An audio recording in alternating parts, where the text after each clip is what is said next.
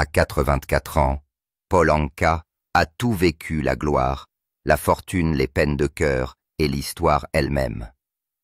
Mais aujourd'hui, au crépuscule de sa carrière légendaire, il lève enfin le voile sur un chapitre qu'il a gardé caché pendant des décennies, sa relation compliquée, émotionnelle et parfois effrayante avec Frank Sinatra.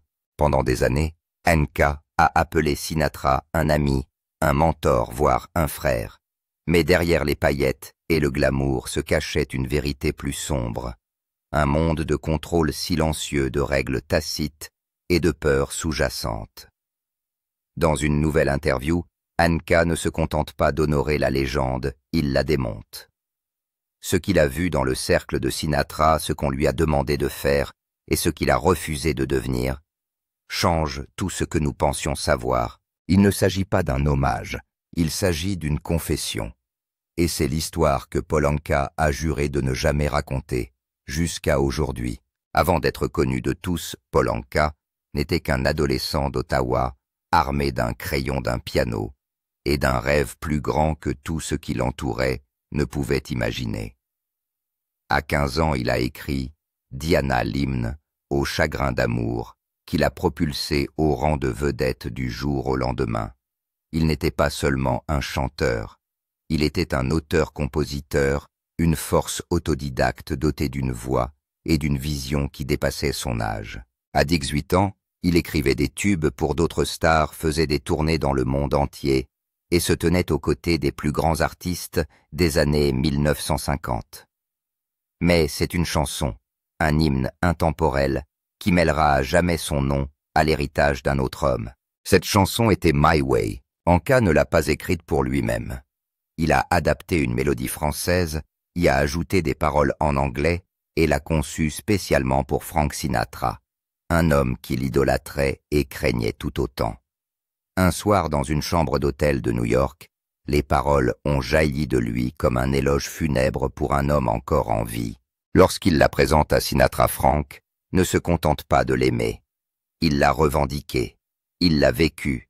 Elle est devenue sa signature, son adieu, sa légende. Et Paul Anka. Il est resté dans l'ombre et a regardé tout cela se dérouler. Il a vu My Way atteindre un statut mythique, une chanson diffusée lors des enterrements, jouée pendant les actes finaux et citée par les présidents. Tout le monde connaissait la voix de Sinatra. Peu de gens savaient que c'était la plume de Paul Anka qu'il avait créée, et encore moins nombreux sont ceux qui savent ce que ce moment lui a coûté. Parce que cette chanson était plus que de la musique. C'était un passeport pour le monde de Sinatra. Anka devient l'enfant parmi les géants. Il ne faisait pas officiellement partie du Rat Pack, mais il en était suffisamment proche pour en ressentir la chaleur. Il a tout vu, le champagne, les clubs, après les heures de bureau, les transactions discrètes, les chuchotements dans les coulisses.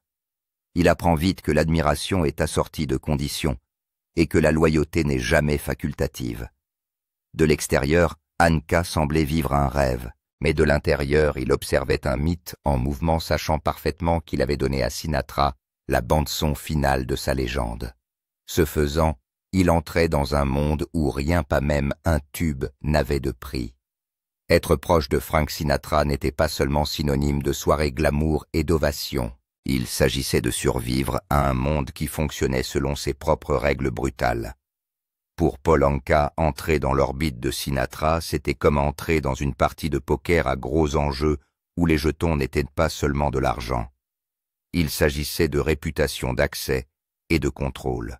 Sinatra ne se contentait pas de vous inviter dans son cercle. Il le permettait, et cette autorisation était assortie de ficelles invisibles que personne n'osait tirer. Le Rat Pack n'était pas seulement un groupe d'artistes, c'était une machine. Et Sinatra était assis au sommet, tel un roi dont l'approbation pouvait lancer des carrières ou y mettre fin. Paul Anka, encore jeune et les yeux écarquillés, apprend rapidement la hiérarchie. Sammy Davis Jr. apporte l'âme. Dean Martin a apporté l'audace. Et Frank, il apportait le silence.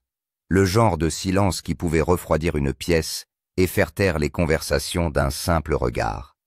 Ces dernières années, Anka a déclaré que le pouvoir de Sinatra n'était pas seulement artistique, c'était politique. Vous n'avez pas contrarié Franck, a-t-il dit clairement. Vous ne lui avez pas dit non. On jouait le jeu ou on disparaissait. Il raconte maintenant des histoires avec soin, avec des pauses délibérées sur des nuits à Vegas, où des hommes sans titre officiel donnaient des instructions. Des appels téléphoniques passés par des associés avant un grand spectacle. Des moments où même Franck semblait nerveux parce que certaines des personnes qui l'entouraient n'étaient pas seulement des fans ou des promoteurs. C'était tout autre chose. Être dans le cercle de Sinatra avait un certain poids, le prix de la proximité.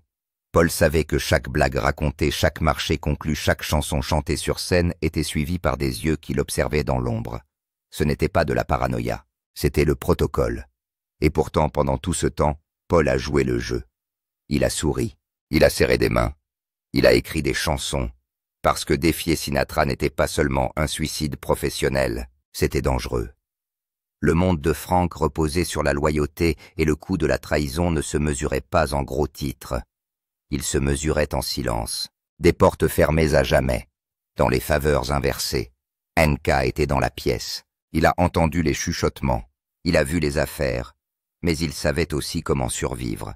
Restez utile, restez respectueux, et surtout, restez silencieux. Il y a eu une nuit dont Paul Anka n'a jamais pu se défaire. Cela ne s'est pas passé sur une scène ou lors d'une somptueuse réunion du Rat Pack. Elle s'est déroulée à huis clos dans une loge de Las Vegas qui sentait la sueur, la cigarette et la tension stagnante. Il avait une vingtaine d'années et était encore sous l'emprise du succès. Il se prélassait encore dans l'éclat du gamin qui avait écrit My Way. Mais cette nuit-là, l'éclat s'est éteint et l'homme qu'il croyait être son héros a révélé à quel point les projecteurs pouvaient être froids. Anka était arrivé tôt enthousiaste, peut-être trop enthousiaste. Il avait apporté de nouveaux arrangements, il avait des idées. Il voulait impressionner. Mais lorsqu'il entre dans la pièce, Sinatra est déjà là, assis en silence, entouré de deux hommes en costume et d'une bouteille de Jack déjà à moitié entamée. Paul lui a donné une poignée de main. Franck ne lève pas les yeux. Puis vinrent les mots tranchants dédaigneux et prononcés avec le genre de dédain que seul Sinatra pouvait faire passer dans un murmure. N'oublie pas qui a donné de l'importance à cette chanson. Cette chanson est plus profonde qu'Anka ne le pensait. Il n'a pas seulement été remis à sa place. On lui rappelle que quel que soit son talent, quel que soit son succès, il ne dépassera jamais l'icône de la salle. Pour Sinatra, My Way lui appartenait. Le monde entier était d'accord. Et Paul, c'est juste un gamin qui a eu de la chance. Anka ne dit rien. Il est resté là, abasourdi, humilié.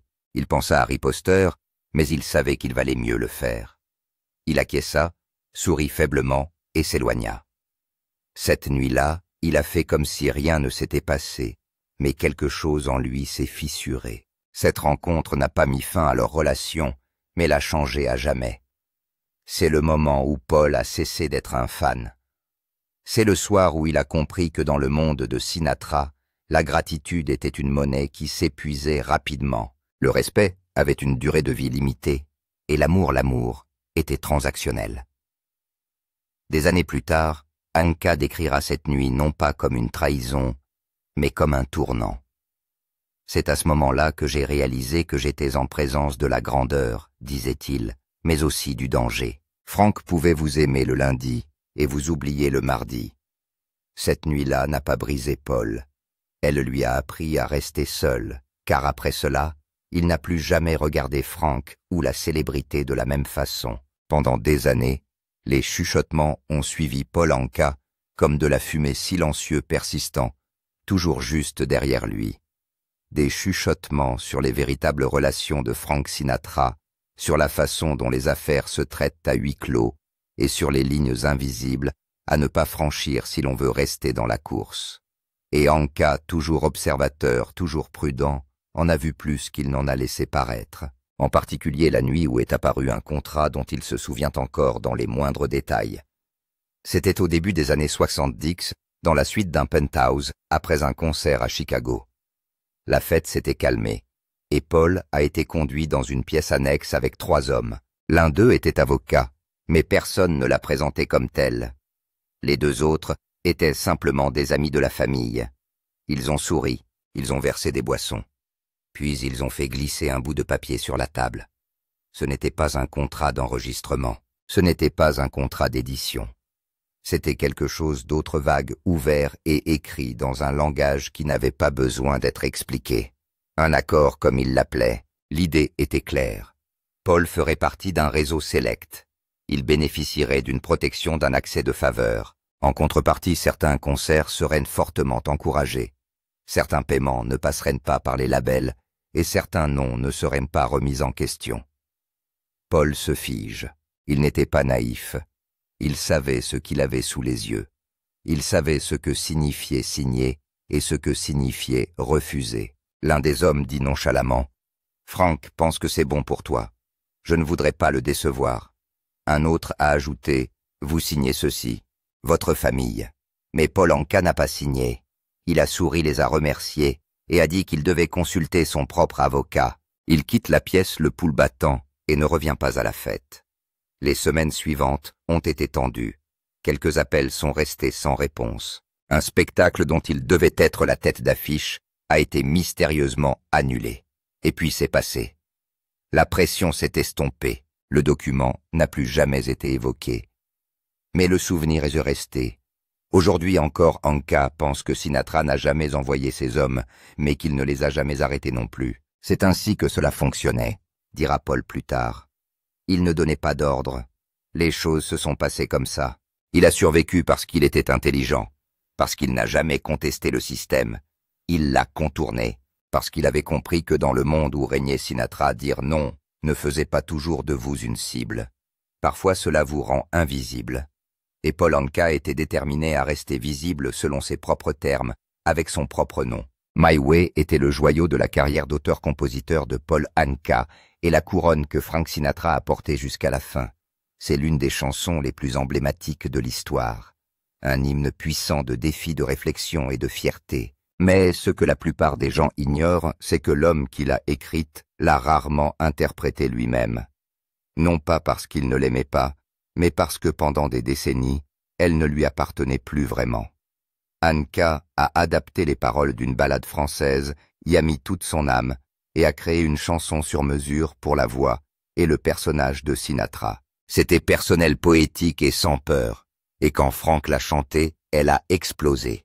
La chanson est devenue son histoire. Il l'a interprétée comme si elle avait été taillée dans ses propres os.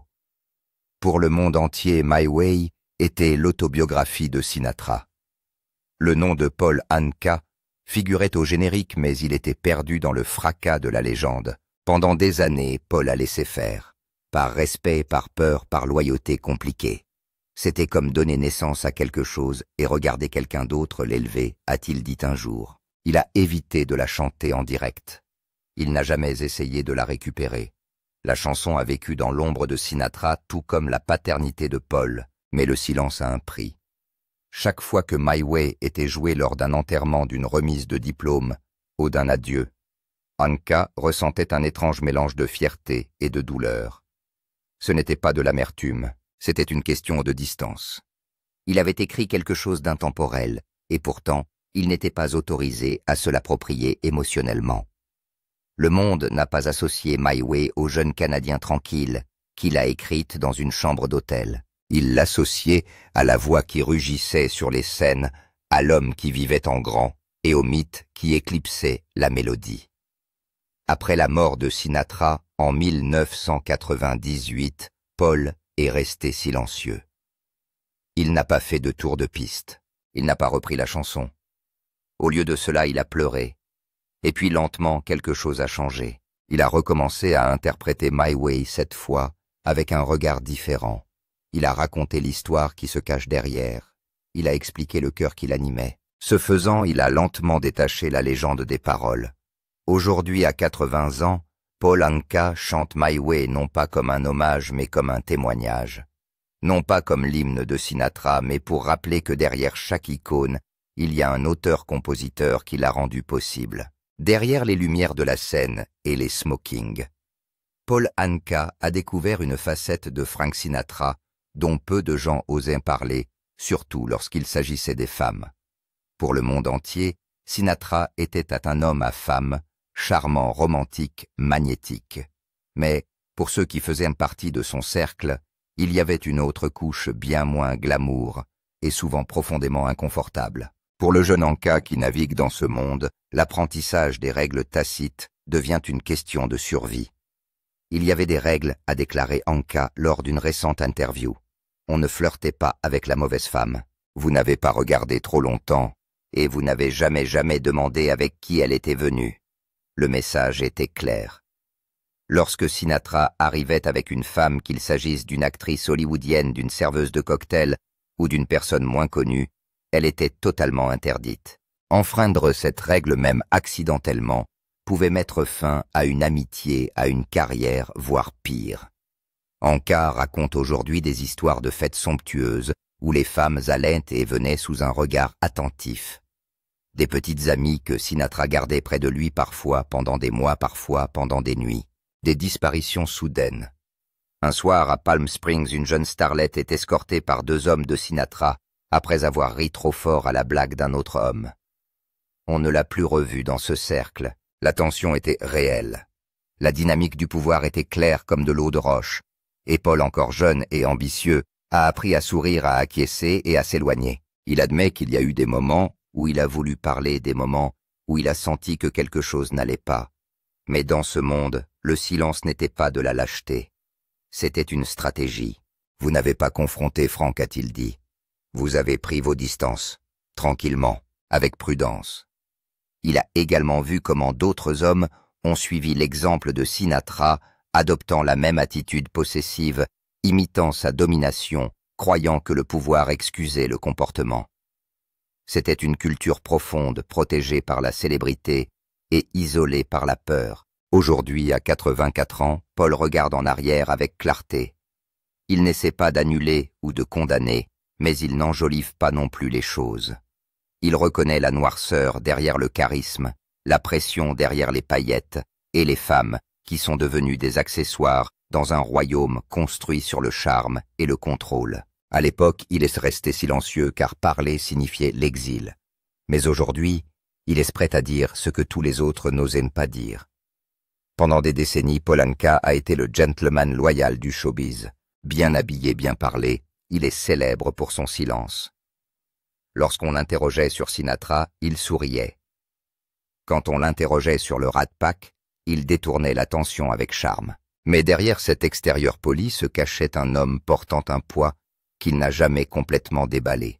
Un poids dû au fait de rester silencieux dans un monde qui exigeait la conformité. Alors, pourquoi n'a-t-il pas parlé plus tôt? Parce qu'à l'époque, dit Anka, on ne survivait pas en disant la vérité. Vous avez survécu en la protégeant. La vérité était compliquée. Frank Sinatra était son héros, son mentor, l'homme qui avait donné vie à sa chanson. Mais il était aussi instable, contrôlant, et entouré de personnes qui n'appréciaient guère les critiques, surtout de la part de quelqu'un qu'il considérait comme l'enfant de la rue. Paul savait que le fait d'exprimer ses griefs pouvait s'avérer dangereux, peut-être pas physiquement, mais professionnellement.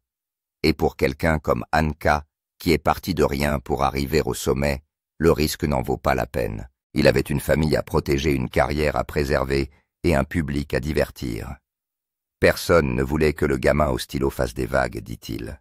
Il voulait juste que je continue à écrire des chansons. Il est donc resté en retrait, tout en observant la machine se protéger elle-même. Il a assisté à la réécriture des héritages en temps réel. Il a vu des hommes être promus alors que d'autres tout aussi talentueux disparaissaient. Il a vu le silence récompensé et la vérité punie. Mais le temps fait quelque chose d'étrange. Il relâche l'emprise de la peur. Il aiguise la mémoire. Et finalement, on se demande ce que l'on protégeait. Anka est arrivé à ce carrefour de son histoire, la plupart des anciens étant partis, et n'ayant plus rien à perdre, il a décidé d'arrêter de se retenir. Ce n'est pas de la vengeance, a-t-il précisé, c'est la libération. Pour la première fois, il raconte toute l'histoire, pas seulement les gros titres et les poignées de main, mais aussi la tension, la manipulation et les moments où le prix de la célébrité a failli l'emporter sur ses avantages. Paul Anka ne veut pas de compassion, il ne veut pas d'applaudissements. Il veut que la vérité existe, car les légendes se construisent souvent sur le silence. Et à 84 ans, il a fini de se taire. À 84 ans, Paul Anka ne cherche pas la rédemption. Il ne cherche pas à faire les gros titres ni à réécrire son passé pour coller à une tendance. Ce qu'il fait maintenant est bien plus puissant. Il se réapproprie sa vérité. Après avoir passé sa vie dans l'ombre de la légende de Frank Sinatra, Anka est enfin entré dans la lumière avec une voix qui n'est pas celle de la rébellion, mais celle de la réflexion. Ses paroles ne sont pas amères, ils sont clairs. Et pour la première fois, ils sont les siens. Il n'est plus l'adolescent qui tente d'impressionner le Rat Pack. Il n'est plus l'auteur-compositeur qui voit son hymne revendiqué par un autre homme. Il est le survivant, l'observateur qui a vécu l'âge d'or du show-business sans être avalé par lui. Aujourd'hui, son héritage est redéfini non seulement comme l'homme à l'origine de My Way, mais aussi comme l'homme qui a finalement trouvé sa voie. Ce que Paul Anka révèle au cours de ces dernières années met à mal des décennies de mythes. Sinatra restera toujours une figure emblématique de la musique américaine, mais Paul Anka rappelle au monde que même les légendes ont des ombres et que quelqu'un doit vivre dans ces ombres. Pendant trop longtemps, l'histoire de mon chemin et le rôle d'Anka dans cette histoire n'ont été qu'une note de bas de page. Pendant trop longtemps, les nuances de leur relation, la proximité, le contrôle, la révérence et la peur ont été enterrées sous la nostalgie et le glamour du vieil Hollywood. Mais aujourd'hui, Paul Anka écrit la dernière strophe, et cette fois ce n'est pas pour que quelqu'un d'autre chante. Il interprète My Way avec une énergie différente, moins comme un hommage que comme une déclaration. Chaque texte est désormais chargé de sens, comme s'il ne racontait plus seulement l'histoire de Sinatra, mais la sienne propre. Alors que les projecteurs s'éteignent et que sa voix résonne dans les salles de cinéma remplies de fans qui connaissent désormais la vérité, une chose devient évidente. Paul Anka n'a jamais eu besoin d'emprunter la grandeur. Il l'a toujours eue. Aujourd'hui, alors que ses paroles résonnent plus fort que jamais, il ne fait pas que refermer le livre sur son passé, avec Frank Sinatra. Il en écrit enfin la fin lui-même. Et elle ne se termine pas par des chuchotements, mais par une voix qui est restée silencieuse, pendant trop longtemps, chantant la vérité à sa façon. Alors que Paul Anka entame le dernier chapitre de sa remarquable vie, il n'est plus le gamin dans l'ombre de Sinatra. Il est l'homme qui a survécu à la légende. À 84 ans, il a fini de chercher l'approbation, de rester silencieux et de laisser les autres définir son héritage. En disant enfin la vérité sur le pouvoir, la douleur, le silence et la chanson, il a donné au monde ce que Sinatra n'aurait jamais pu faire. Perspective. My Way a peut-être rendu Frank célèbre, mais c'est la plume de Paul qui lui a donné vie. Aujourd'hui, après des décennies de loyauté et de retenue, Anka a récupéré cet héritage, non pas par la vengeance, mais par la vérité. Ce faisant, il a prouvé que parfois, la voix la plus puissante n'est pas celle qui rugit. C'est celle qui attend, qui regarde, et qui finalement, quand le moment est venu, chante sa vérité sans crainte. Paul Anka n'a pas seulement survécu à l'âge d'or, il en a écrit la bande originale. Et aujourd'hui enfin, la dernière note lui appartient.